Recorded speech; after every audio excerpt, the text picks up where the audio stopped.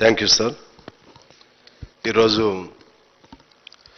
మన సహచర శాసనసభ్యులు జూబ్లీ హిల్స్ నుంచి ప్రాతినిధ్యం వహిస్తున్నటువంటి మాగంటి గోపీనాథ్ గారిని కోల్పోవటం చాలా విషాదకరం, దురదృష్టకరం.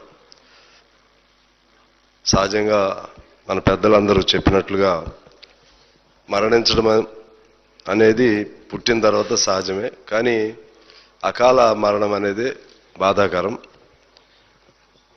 అలాగే గోపీనాథ్ గారు గురించి నేను కూడా చాలా నాకు వ్యక్తిగతంగా పెద్ద సంబంధాలు లేనప్పటికీ ఆయన గురించి ఎక్కువగా జూబ్లీ హిల్స్లో మా బంధువులు కానీ మా తెలిసిన వాళ్ళు కానీ ఆయన గురించి ఎక్కువ చెప్తూ ఉండేవారు. ఆయనకి ఆర్గనైజేషన్ స్కిల్స్ బాగా ఉండేయని, ఎన్టీ రామారావు గారి కాలంలోనే రామారావు గారిని పదవీచ్యుతిని చేసినప్పుడు కొన్ని వేల మందితో మోటార్ సైకిళ్ళ ర్యాలీ ఆనాడే నిర్వహించినటువంటి యువకునిగా ఉన్నప్పుడే గొప్ప ఆర్గనైజేషన్ కెపాసిటీస్ ఉన్న వ్యక్తి అని చెప్పి చెప్తూ ఉంటారు.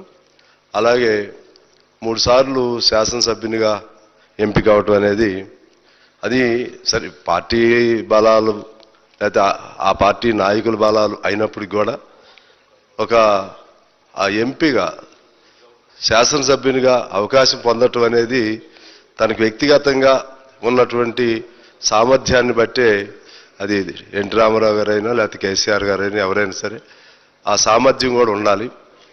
అటువంటి సామర్థ్యం కలిగినటువంటి వ్యక్తి. తర్వాత మధ్యలో 1-2 సార్లు మేము కలుసుకున్నాం ఈ సభలోనే. చాలా సున్నితంగా, చాలా సౌమ్యంగా, మర్యాదగా, పెద్దలు అంటే గౌరవంగా, ఆ విధమైనటువంటి ఒక మర్యాద స్వభావంతో కలిగినటువంటి వ్యక్తిగా ఆయన చూశాము. సరే ఏదేమైనా మరణించడం గోపీనాథ్ గారు అందరికీ విషాదకరం, విచారకరం. ముఖ్యంగా వాళ్ళ ఫ్యామిలీ మెంబర్స్కు మరింత బాధాకరం. వారి మరణం పట్ల వ్యక్తిగతంగా నా తరపున, మా పార్టీ సిపిఐ తరపున సంతాపం తెలియజేస్తూ, వారి కుటుంబ సభ్యులందరికీ సానుభూతిని తెలియజేస్తూ మీకు ధన్యవాదాలతో నమస్కారం. సంతాప ప్రతిపాదన. హైదరాబాద్ జిల్లా